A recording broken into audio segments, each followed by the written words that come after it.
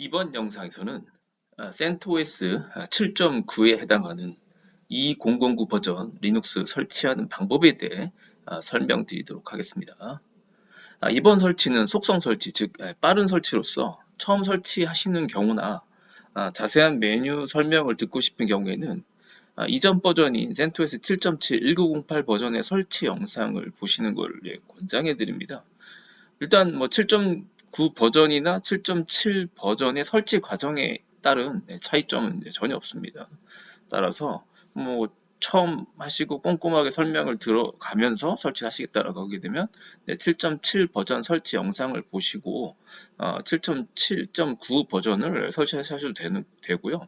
이 영상은 이제 속성으로 빠르게 이미 한번 다 시청을 하신, 예를 들어서 전체 메뉴에 대해 설명 이해하신 경우 그냥 빠르게 따라 하겠다라고 하시는 경우에 조금 유용한 영상으로 만들려고 지금 제작한 영상이라고 보겠습니다.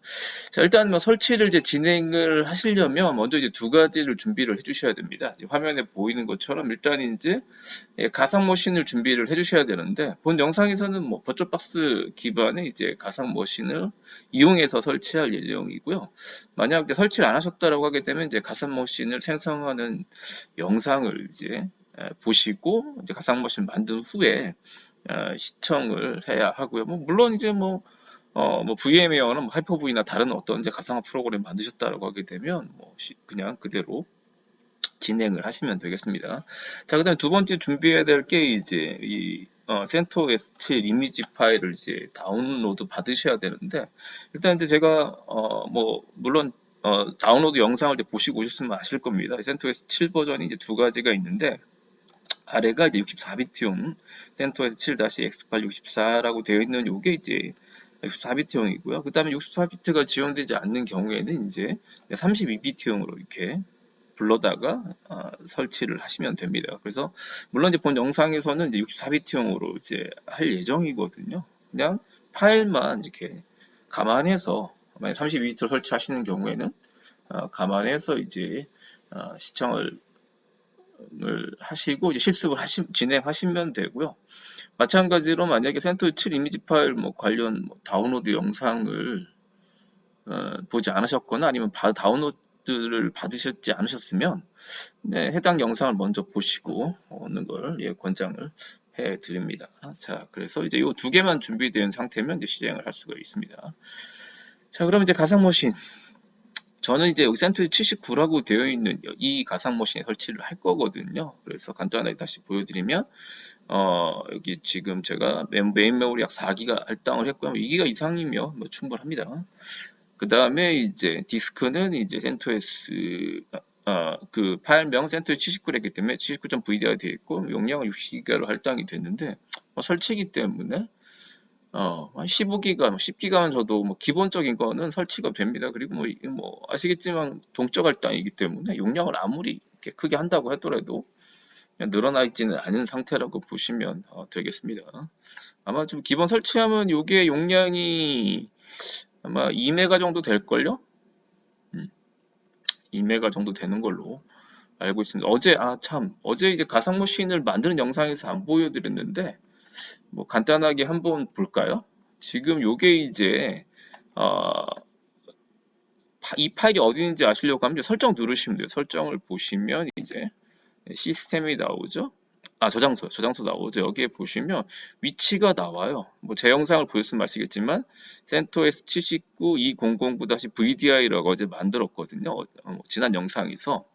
그 다음 파일명이 CentOS 79라고 되어 있고요. 아마 이제 제가 이제 D 드라이브 이렇게 보여드리면 D 드라이버에 그 CentOS 7 VDI 있죠. 네, 여기 한번 가보겠습니다. 그러면 이제 이 파일이 어제 지금 가상머신 생성했을 때의 파일이거든요. 대략적으로 2메가밖에 되지 않습니다. 원래 제가 60기가를 지금 할당한 거잖아요. 그러면 이게 고정 크기로 할당을 했다라고 하게 되면 이게 60기가짜리 파일로 생성이 됩니다. 그렇지만 저희가 어제 동적 할당으로 했기 때문에 2메가 정도의 사이즈밖에 되지 않고 이게 이제 계속적으로 늘어나서 60기가까지 된다라고 보시면 되고요. 물론 뭐 제가 또 다른 영상을 보여드리겠지만 백업할 때 요거만 잘 백업하시면 돼요. 이렇게 복사해서 USB 같은 데다라든지 아니면 외장의 하드디스크 같은 데다가 네, 담아두시면 혹시 작업하시다가 문제가 발생하면 이 파일 그냥 불렀다가 쓰시면 됩니다. 자, 그래서 요거 한 가지 더 보여드리고요. 자, 그 다음에 이제 가상머신을 껐다 켰다 하는 것만 한번 해보겠습니다. 일단 실행을 한번 해보겠습니다. 네, 실행을 해보시면 이제 그냥 더블 클릭을 할 때 시작 누르는데 오늘은 더블 클릭 한번 해보겠습니다. 더블 클릭하게 되면 이제 실행이 되는데 네. F12로 어제 제가 맞췄고요. 자, 그 다음에 중요한 게요.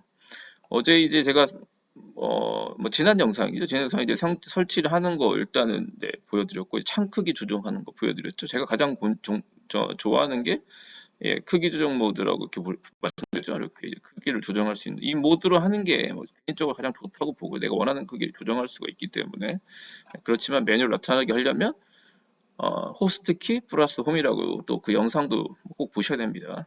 하시면 되고요. 자, 그 다음에 이제 끌 때, 이게 지금 끄실 때는요, 원래 이제 리눅스 설치가 되면 이 안에서 가상머신 내에서 끄게 되면 그냥 자동으로 이게 창까지 닫힙니다. 근데 이제 처음 할 때 이걸 끄실 때 주의할 게 뭐냐면 여기에 보면 뭐 현재 시스템 저장하기, 뭐 전원 끄기 이렇게 두 개가 나오면 이게 저장을 한 상태에서 꺼버리지 않으면 계속 이 상태로 그냥 떠버립니다. 그래서 반드시 끄실 때는 전원 끄기로 끄시는 거고요. 그리고 될 수 있으면 여기서 이렇게 하지 마시고 리눅스를 설치한 상태라고 하게 되면 가상머신 내에 있는 그 리눅스 예를 들어 저희가 센토스 7.9를 설치할 거잖아요. 그 안에서 이제 뭐 파워오프라든지 아니면 위에 종료 버튼이 있거든요. 그렇게 끄는 걸 권장해 드리는데 끄실 때는 이제 이렇게 시스템 전원 끄기로 이렇게 끄시면 되겠습니다. 확인 누르셔서 끄는 걸 권장해 드립니다. 자, 그러면 이제 이 센토스를 이제 지금 뭐 이거 껐다가 다시 한번 켜볼게요. 시작을 이렇게 누르셔봤자 지금 아주 아무것도 설치가 되어 있지 않은 하드디스크가 들어가 있는 상태이기 때문에 메뉴 항상 지금 메시지는 똑같이 나옵니다. No bootable medium found죠. 부팅할 수 있는 미디어가 없다는 거고요. 그래서 시스템이 다운됐다, 헐트됐다는 거죠. 자, 그래서 이제 이 설치하기 위해서는 다운로드 받은 이제 ISO 파일을 이제 붙이셔야 되는데 원래는 이제 처음 설치하면 이거를 이제 찾아갈 수 있는 게 나타납니다. 근데 저희가 어제 그냥 지난 영상에서 그냥 이제 꺼버렸기 때문에 나타나지 않습니다. 그래서 붙이는 방법은 지금 상황으로는 두 가지 방법이 있습니다. 그러니까 처음에 설정 가서 하는 방법이 있고 예를 들어 제가 두 가지 방법 다 알려드릴게요. 먼저 그냥 시작하기 전에 붙여야겠다. 예, 그러면 이제 설정 가셔서요. 여기 가셔서 이제 저장소 가셔서 지금 여기가 비어 있거든요. 이거를 선택을 하셔서 이걸 누르셔서 뭐 디스크 파일 선택을 해서 찾아가시는 방법이 있어요. 그렇죠. 이렇게 iOS 파일을 제가 어제 다운로드 받았거든요. 뭐 이렇게 해서 붙이는 방법이 있어요. 그렇죠. 이렇게 보면 DVD iOS로 되어 있죠. 네. 그러면 이제 부팅이 됩니다. 이제 연결 삭제할게요. 네. 네, 잠시만요. 삭제보다 이제 뭐 가상 디레이브겠고 디스크 꺼내기 하겠습니다. 삭제하면 날아가기 때문에 예. 자, 이런 방법이 있고 아니면 이제 또 쉬운 방법은 또 뭐가 있냐면 네, 또 이 방법도 말씀을 드리면 예를 들어 이제 시작을 했을 때 만약에 이제 메뉴가 지금 저희 이제 안 보이잖아요. 메뉴가 보이면 그 바깥 메뉴에서 붙일 수가 있습니다. 지금 어떻게 붙이면 되냐면 일단 메뉴를 나타나게 하려면 F12 저 같은 경우는 제가 F12 이라고 설정했기 때문에 호스트키를 F12 홈을 누르게 되면 이게 나타나지 않습니까? 메뉴 보기에서 그냥 크기 조정 모드를 푸세요. 예, 그러면 여기에 이제 시드롬이 여기 지금 이제 블라인드 처리가 되어 있는데 요 위에 보면 ID 세컨더리 마스터가 비어 있으면 되어 있죠. 그래서 여기서 마우스 좀 오른쪽 버튼을 이렇게 누르시게 되면 여기서도 똑같이 디스크 파일 선택을 해서 붙일 수가 있어요. 여기서 물론 이제 32비트, 64비트 정하기 전 64비트를 한다고 말씀드렸죠. 클릭해서 이제 붙이시면 돼요. 근데 단 이제 이렇게 붙이든 아니면 뒤에 여기서 설정해서 붙이시는 간에 이걸 한번 수동으로 붙였잖아요. 그럼 설치가 다 되면 자동으로 이제 우리가 연결을 끊는 걸 이제 언마운트라고 하거든요. 언마운트를 자동으로 되는 경우가 있는데 안 되는 경우도 있습니다. 그 경우에는 수동으로 이거 끊어 주셔야 돼요. 지금 여기 뒤에 보시면 이 DVD ISO 붙잖아요. 그럼 이걸 설치했음에도 불구하고 그냥 놔두시면 경우에 따라 계속 설치하는 메뉴가 떠요. 그래서 설치가 잘 됐음에도 불구하고 계속 설치하면 나타난다고 이렇게 당황하실 수도 있습니다. 그래서 이제 그런 경우에는 이 연결을 이제 끊으셔야 된다는 거. 지금 뭐 붙여놨기 때문에 재시작하겠습니다. 껐다가 이제 여기 좀 붙은 거 보이시죠? 네. 그리고 이제 다시 시작 한번 해볼게요. 그러면 설치하는 메뉴를 만나볼 수가 있습니다. 일단 뭐 크기가 작기 때문에 아까 말씀드린 대로 이제 네, 크기 정도로 이렇게 바꾸도록 하겠습니다. 일단 설치는 네, 이렇게 쭉 나오죠. 첫 번째 거. 물론 기본이 뭐 두 번째까지 상관없는데 첫 번째 메뉴가 네, 인스톨 CentOS 7이죠. 네, 엔터를 치겠습니다. 아까 말씀드린 대로 이게 좀 빠른 설치다 보니까 메뉴에 대한 설명은 이제 최소로 줄이도록 이 설치의 단계에 대한 설명은 최대한 줄이도록 하고요. 그 다음에 뭐 제가 쓴 책을 가지고 계시면 또 그 책에도 설명들이 자세히 나오기 때문에 그거를 좀 봐주시길 바랍니다.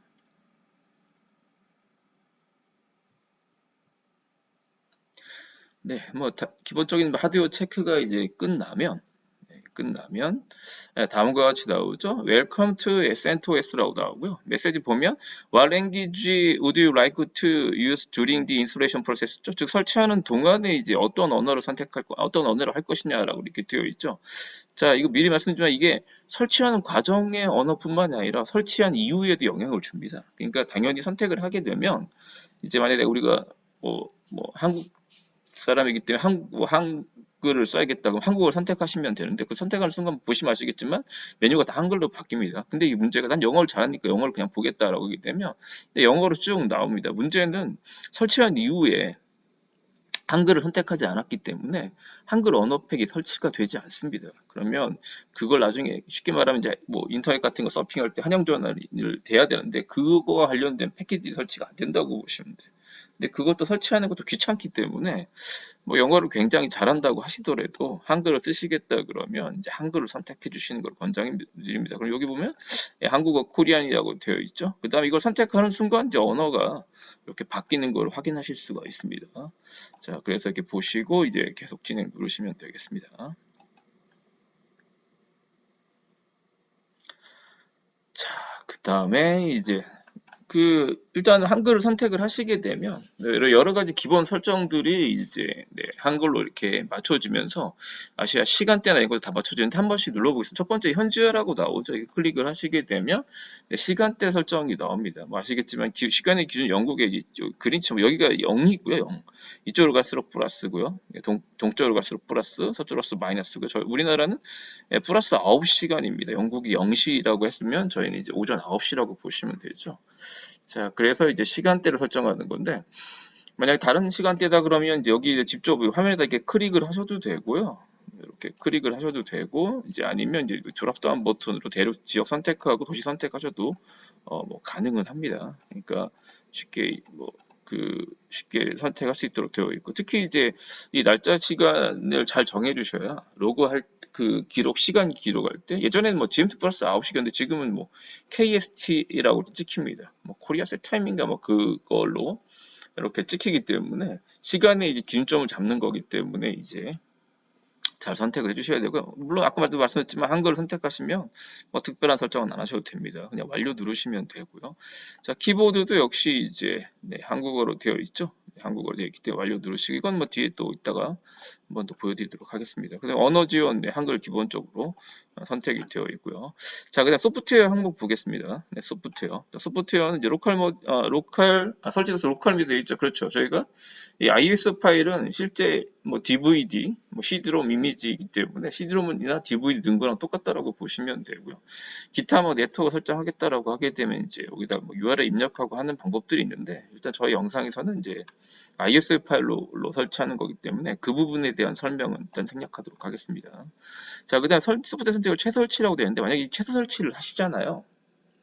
자, 그러면 여기 나온 대로 이제 기본적인 기능만 됩니다. 쉽게 말해 이제 우리가 지금 뭐 대부분 마이크로소프트 윈도우 10에 익숙하시잖아요. 그 윈도우 환경에 되게 익숙하실 텐데 최소 설치를 하게 되면 그런 윈도우 같은 게 안 깔립니다. 그 샤카마켓 뜨는 이제 명령 기반의 이제 콘솔 환경으로 되기 때문에 뭐 처음 공부하시는 경우에는 저 별로게 권장해드리지 않습니다. 그래서 물론 이제 링스를 많이 해보시고 뭐 능숙하게 쓰신다라고 하게 되면 본인이 원하는 거 재설치 하신 다음에 원하는 패키지만 까실 수 있을 겁니다. 그렇지만 이제 초보자인 경우에는 그런 부분이 쉽지 않기 때문에 그리고 이제 이걸 저희가 설치를 하는 건 이유 중에 하나가 뭐냐면 리눅스에 뭐 기본 익힌다든지 뭐 다른 프로그램도 추가적으로 설치해 본다든지 뭐 소스 컴파일을 해본다든지 뭐 그런 작업들이 아마 이제 그 리눅스 관련 학습을 하실 때에 필요한데 그런 경우에 이제 가장 권장해 드릴 만한 죄송합니다.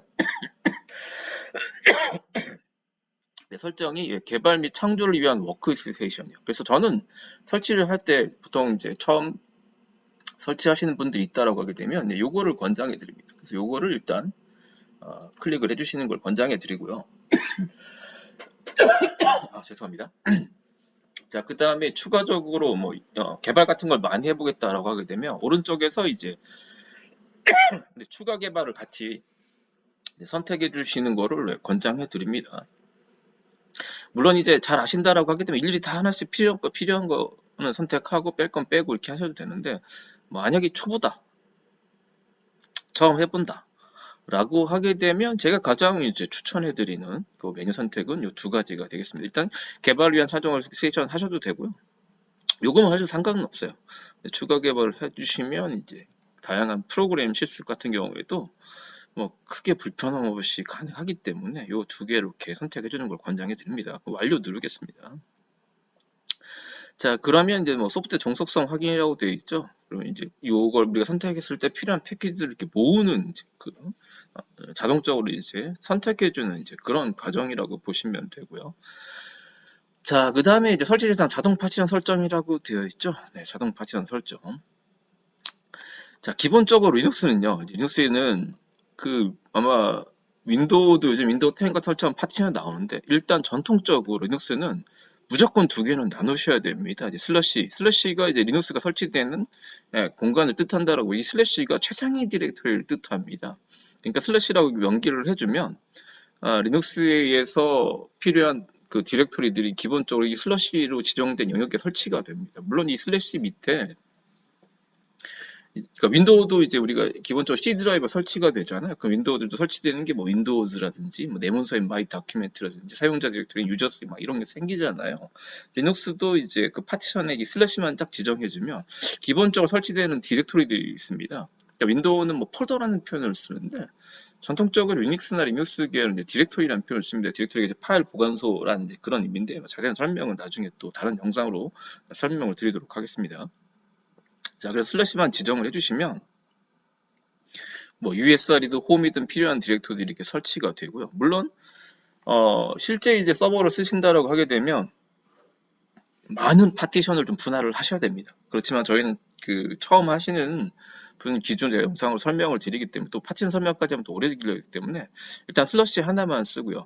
그 다음에 리눅스와 유닉스를 무조건 나눠야 되는 게 이제 수압이라는 영역을 나누셔야 됩니다. 이 수압은 쉽게 말씀드리면 이제 수압이 이제 교환하다 이제 그런 뜻이거든요. 그러니까 수압은 유닉스 시절부터 이제 사용되었던 방법인데 초창기 유닉스가 등장했을 때는 물리적인 램, 그 메모리죠. 이 램이 부족했습니다. 그래서 그거를 좀 더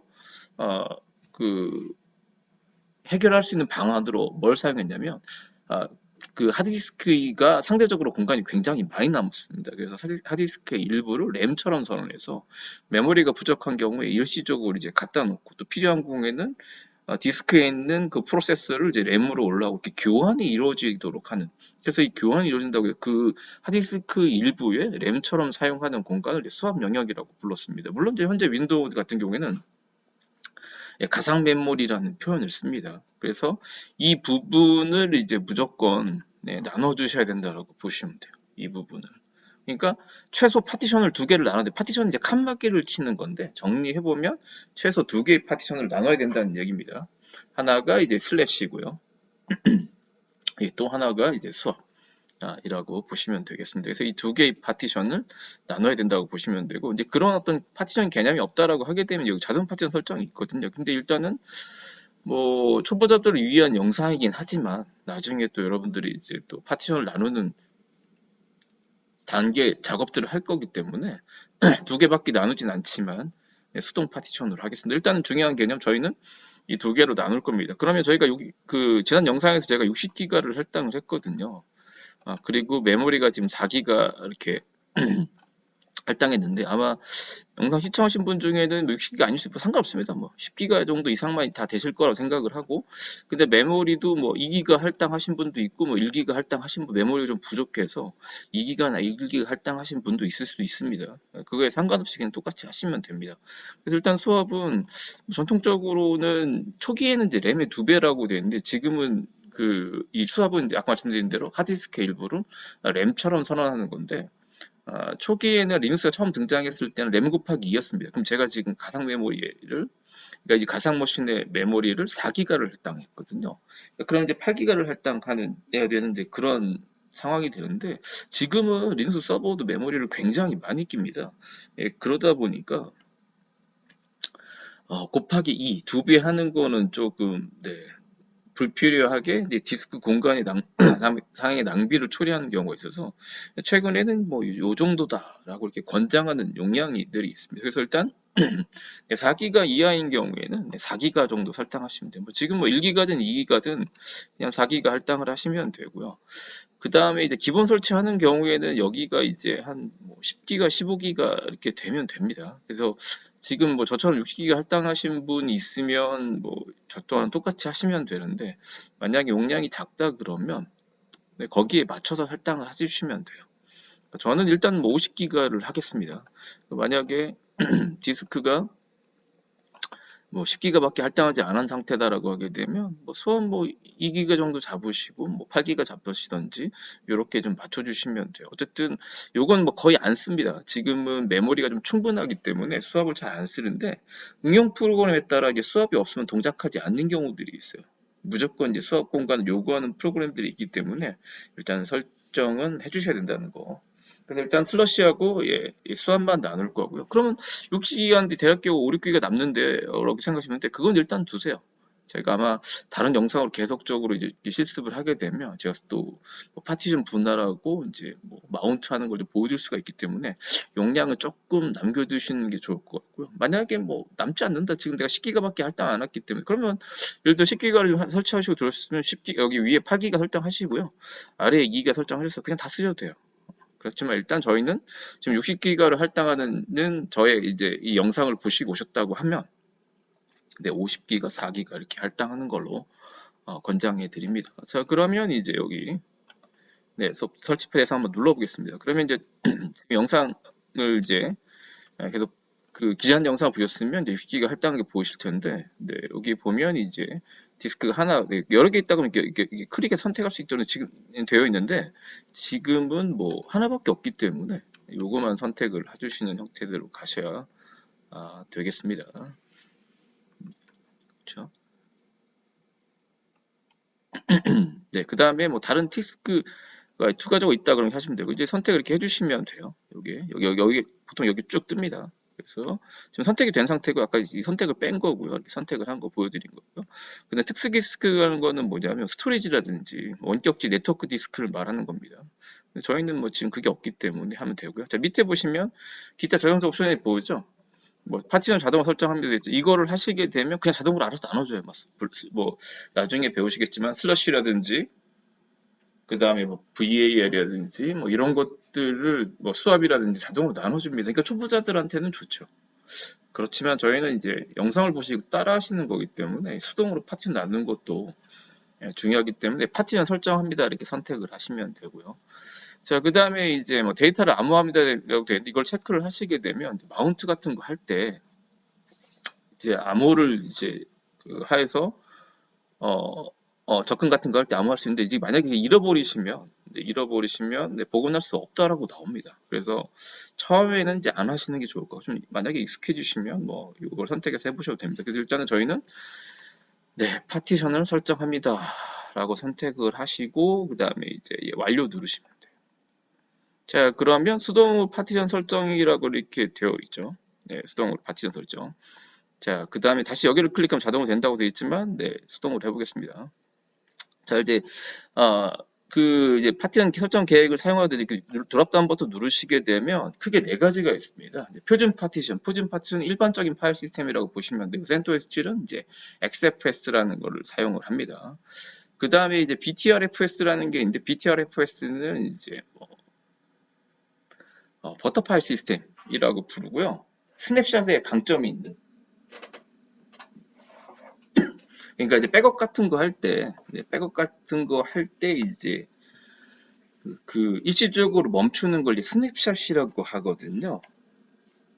근데 그거와 예, 강점을 보이는 파일 시스템인데 일단은 약간 이제 약간 네, 그 문제가 있는 경우가 있다라고 보고가 되는 경우도 있기 때문에 일단 저희는 안 합니다. 아 죄송합니다. 네, 이 영상에서는 이제 그냥 기본에 표준 파티션인 XFS로 한다라고 보시면 되고요. 일단 BTRFS가 있다라고만 알고 계시면 될 것 같고요. 그 다음에 이제 LVM은 이제 디스크를 이제 로지컬 볼륨 매니저죠. 제 책에 보시면 이제 LVM에 대한 설명들이 나옵니다. 그리고 최근에 리눅스 마스터 자격증 같은 데에서도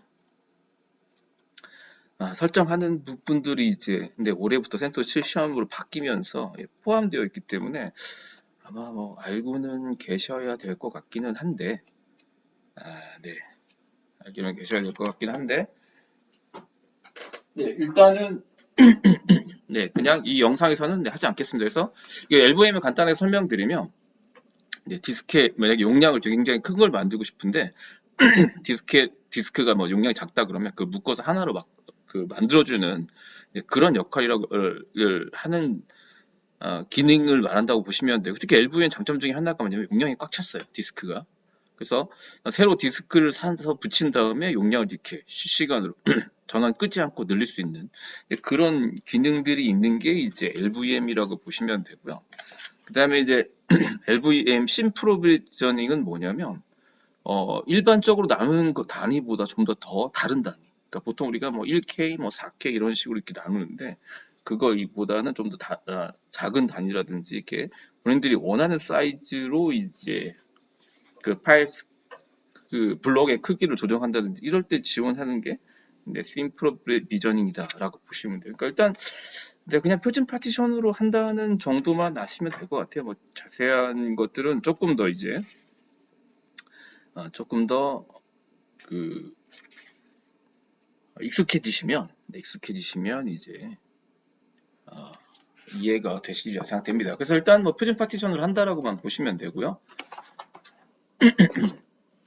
자, 그 다음에 이제 플러스 누르시면 됩니다. 용량이 지금 이제 GIB라고 되어 있죠. 일단 우리가 이제 그걸 기비바이트, 일반적으로 우리가 기가바이트라고 하는데 기가바이트는 이렇게 이해하시면 돼요. 기가바이트는 이제 1K를 이제 1000으로 일반적으로 계산하는 거고요. 그 다음에 이제 I가 붙는 거, 보통 이제 기비바이트라고 하는데 그러니까 1000으로 계산하는 거고, 그 다음에 이제 키비바이트라고 보죠. 그러니까 키비바이트는 I가 붙는 겁니다. 1024로 계산하는 거고, 1K 일반적인 건 이제 우리가 얘기하는 킬로바이트는 1000으로 계산합니다. 그래서 기비바이트는 이 단위가 약간 차이가 있다. 일반적인 건 큰 차이가 없을 수도 있는데 실제 실무에서는 이제 대용량 디스크다 보니까 기비로 계산하는 거랑 이제 기가바이트로 계산하는 거 차이가 있다라고 보시면 되고 일단 센토스 7에서는 이제 기비바이트로 계산을 하는데 저희는 그냥 쉽게 기가바이트 1000 단위로 계산하는 걸로 하겠습니다. 그렇게 알고 계시면 될 것 같고요. 자, 그 다음에 이제 플러스를 한번 해보겠습니다. 플러스.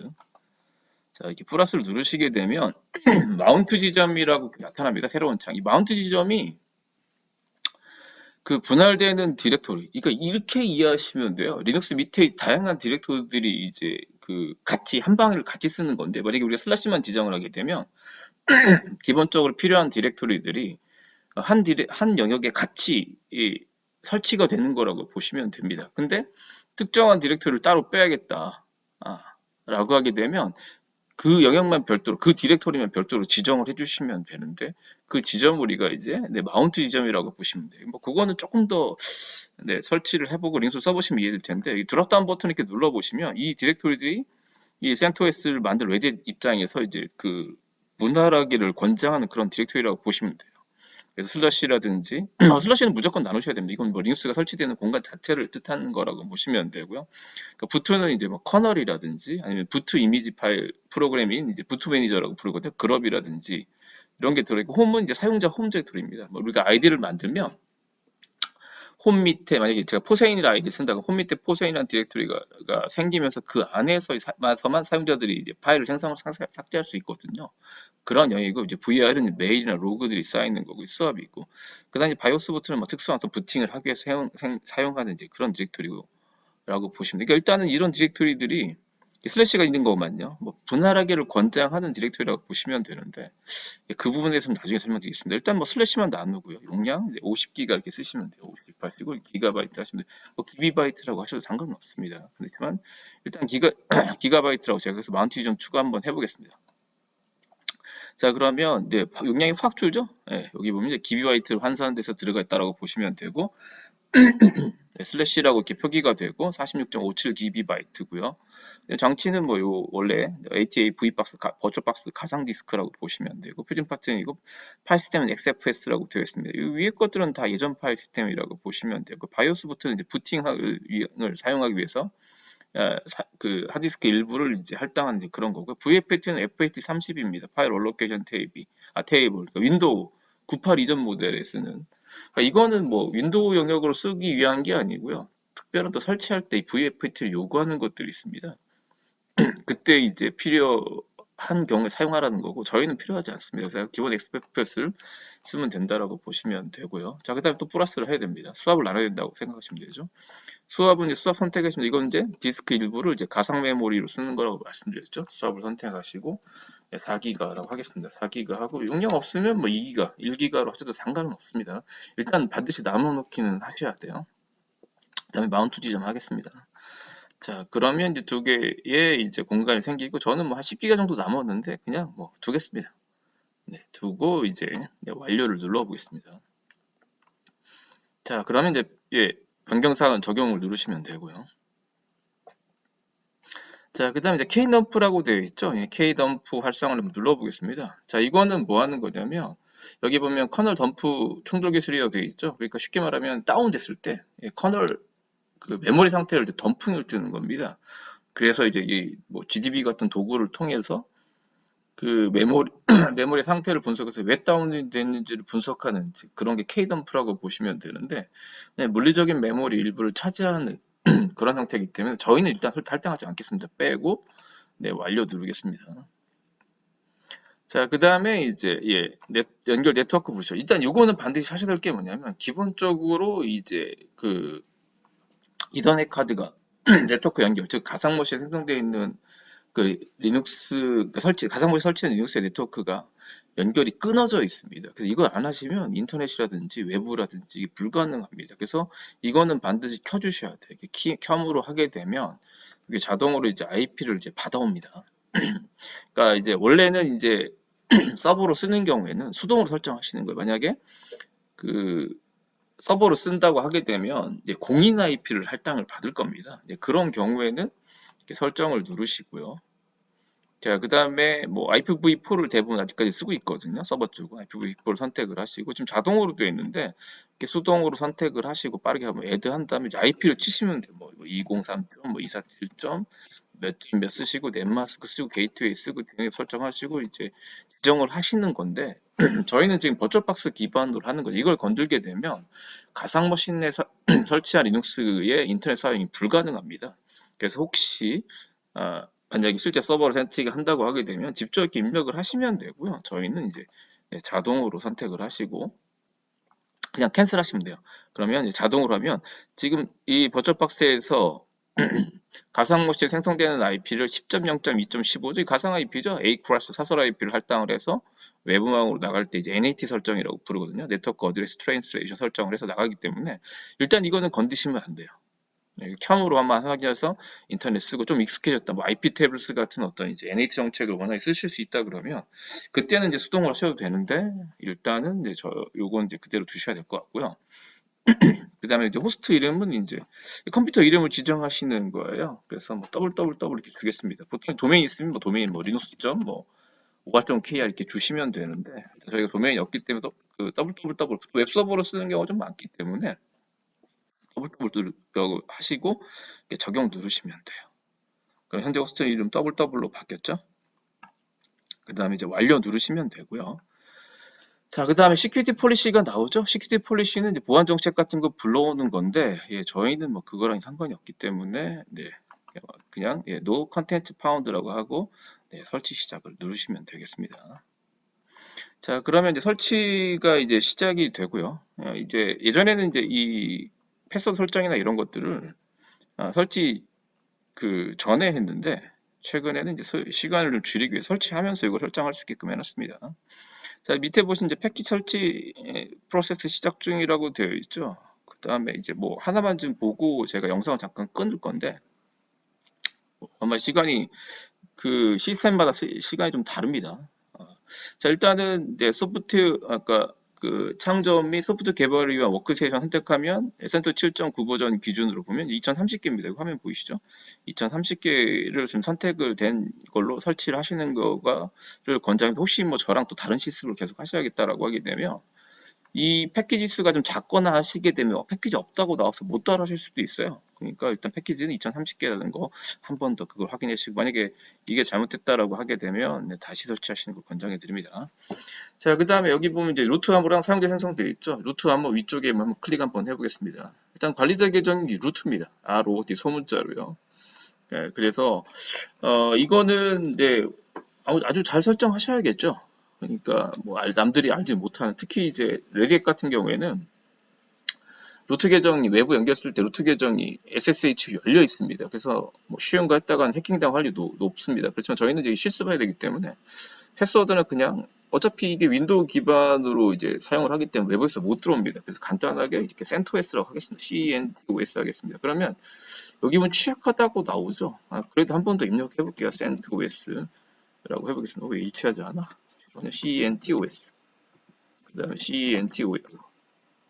CentOS 하겠습니다. 그럼 밑에 보이죠? 입력하신 비밀번호 너무 약하다. 이렇게 많이 설정했다는 뭐 해킹 당합니다. 이렇게 설정하시면 안 되는데 그 다음에 밑에 보시면 암호에 뭐 사용자에 포함되어 있고 확인을 완료 2번 들어있죠. 그래서 일단 취약하다고 되어 있어서 하시면 안 되는데 이렇게 완료를 누르면 낙하다고 경고 메시지는 뜨지만 한 번 더 누르면 사용할 수 있습니다. 물론 실무에서는 이렇게 쓰시면 안 되지만 저희가 실습할 때는 이제 암호가 너무 어려우면 안 되기 때문에 처음에 그냥 센터엑스 하겠습니다. 물론 영상을 이제 보시고 설치하시는 분들은 난 내가 알아서 하겠다 그러면 이제 자유롭게 하시면 되는데 일단 저는 센터엑스로 하겠습니다. 완료 누르시면 돼요. 그러면 루트 암호가 설정되어 있습니다. 이렇게 나오고요. 자, 그다음 사용자 하나 만드시는 거를 권장해 드립니다. 기본 이제 루트라는 사용자 하나, 관리자 계정 하나밖에 없거든요. 그러니까 추가적으로 이제 외부에서 들어온다고 할 때는 루트로 이제 못 들어오게 설정을 하는 게 보편적이거든요.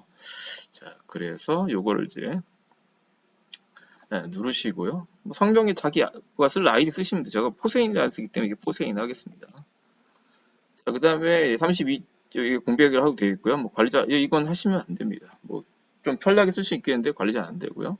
그다음에 이제 암호는 뭐 자유롭게 쓰세요. 뭐 일반 계정이기 때문에 저는 뭐 대충 이렇게 간단하게 만들어 보겠습니다. 고급 들어가 보시면 뭐 UID나 홈 디렉토리 이렇게 바꾸는 것들이 있는데 이거는 설치한 이후에도 가능합니다. 그래서 일단 이거 특별하게 하지 않겠습니다. 자, 그 다음에 이제 완료 누르고요. 자, 그 다음에 이제 설치가 쭉쭉 진행이 될 텐데, 네, 또 시간이 좀 영상이 그냥 흘려보내기가 좀 뭐해서 영상을 끊고, 다시 이 단계가 넘어가면 그 다음 영상으로 설명을 드리겠습니다. 일단 여기 설치 잠깐 설치 관련 영상을 중지하도록 하겠습니다.